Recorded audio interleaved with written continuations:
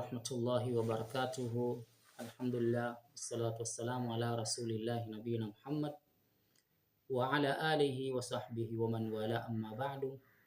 Ndugu zangu katika imani, kwa uwezo wa Allah subhanahu wa ta'ala, kwenye ukurasa wetu huu tutakuwa tukifundishana juu ya kitabu kidogo tu kinachoitwa Al-Fiqhu Al-Muyassaru ala Arkani Al-Islam, fiqhi iliyowepesishwa juu ya kuzungumzia nguzo za Uislamu.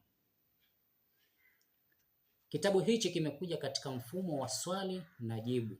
Kwa hiyo tutakuwa tuna maswali pamoja na majibu yake. Kitabu kinazungumzia nguzo za Uislamu. Kwanza kabisa, Uislamu. Ma huwa al-Islam? Uislamu ni nini? Tunaposema al-Islamu, Uislamu, ni nini maana ya Uislamu? Swali hili limepatikana likiwa ni swali namba 1. Jawabu, al-Islamu huwa al-istislamu lillahi bit-tauhidi wal-inqiyadu lahu bit-ta'a wal-khulusu min ash-shirki au wal-bara'atu min ash-shirki wa ahlihi. Tunaposema Uislamu, nini maana ya Uislamu? Wanaeleza wanazuoni, al-Islamu maana yake huwa al-istislamu lillah, ni kujisalimisha kwa Mwenyezi Mungu Subhanahu wa Ta'ala,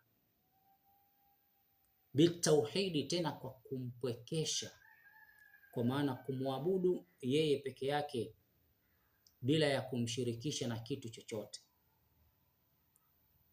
wal inqiyadu lahu bitaa, pamoja na kumfuata Allah kwa kumtii kwenye yale aliyoyaamrisha uyafanye, na yale aliyoyakataza uweze kujiepusha nayo, ukae nayo mbali. Wal bara'atu minashirki wa ahlihi, lakini pia kujitenga na ushirikina pamoja na watu wake.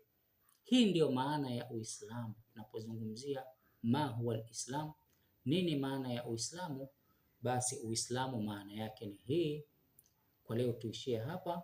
Assalamu alaikum warahmatullahi wabarakatuh.